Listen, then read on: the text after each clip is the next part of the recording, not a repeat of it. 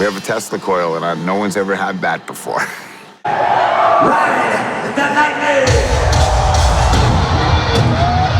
I think the closest thing we had to any production on Ride the Lightning was our backdrop, which had the electric chair and lightning on it, and a Metallica logo in sparkly foil. You know, the most important thing for us, I think, is just to continue in our 31st year to be as varied as possible so that we never rely on the same thing over and over again. I think we have to develop some special effects around here that aren't pyro. I think we have to find some real sparking devices. The electric chair was Dan Brown's idea. We always knew that we had a really good image that we never really used, which was the electric chair from Ride the Lightning. I had mentioned a lot of things that I wanted to do. Cliff Burton showing up in a hologram or something like that. You know, let's take this to another level, and just kept hearing, no, that can't be done, no, that can't be done. And the Tesla coils was one of those things, you know. Can't we have real electricity? And everyone just said, no, it's fucking dangerous, all right? It's deadly.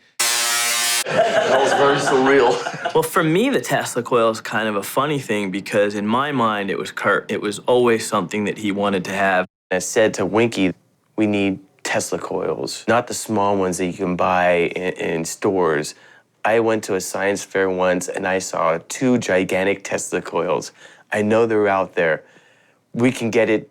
We can get them. We can do it. And when he first mentioned it at the table, I kind of started laughing at him, having no idea he was actually serious. He actually tracked down a company of people who are just total followers of Nikola Tesla, the actual inventor of Tesla coils. 5,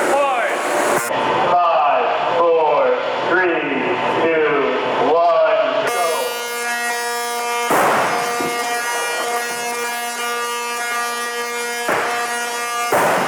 Everybody was absolutely knocked out. I mean, it was just like, oh my God, we can actually do that.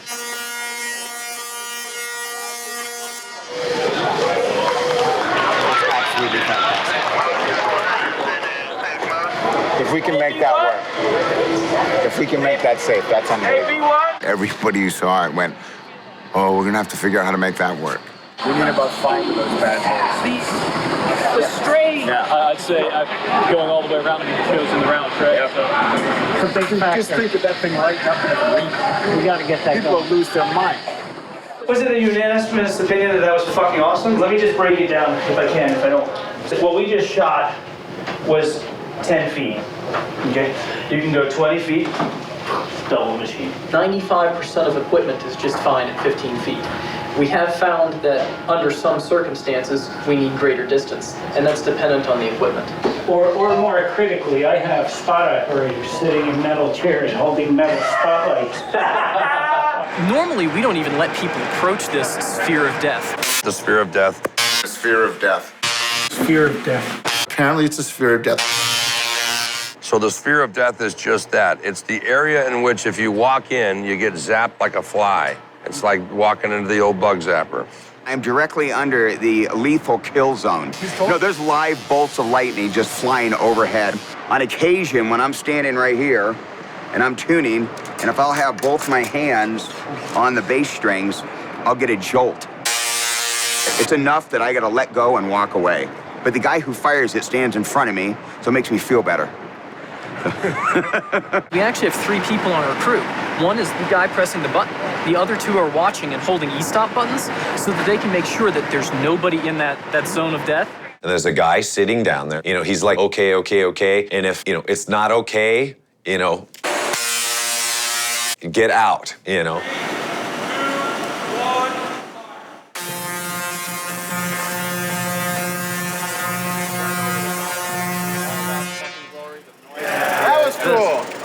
It's incredible when the electric chair comes down and the Tesla coils start firing and you have these huge lightning bolts coming out of it. I mean, it's super impressive. I love it, man. Pinky came up to me and said, I did it, Kirk. Right on.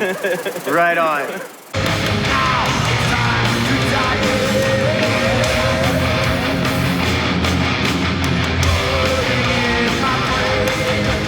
I mean, it's great.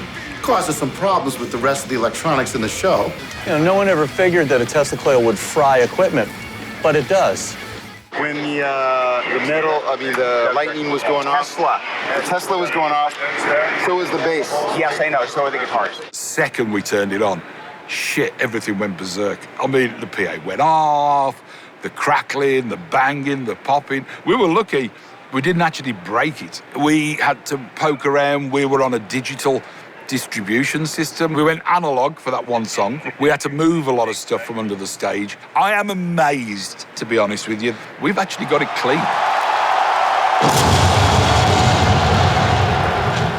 These are technically very complex, but the effect they deliver is simple, it's visceral, and it's just blatant. And I can't wait to see how the crowd responds.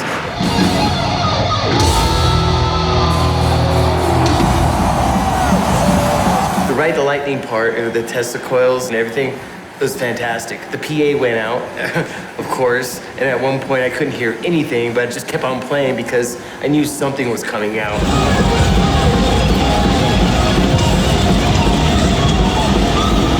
Oh, Ride the Lightning is the absolutely perfect song for this. The chair that come down with the lightning all over it, great. Ride the Lightning, it's still my favorite. Electric chair!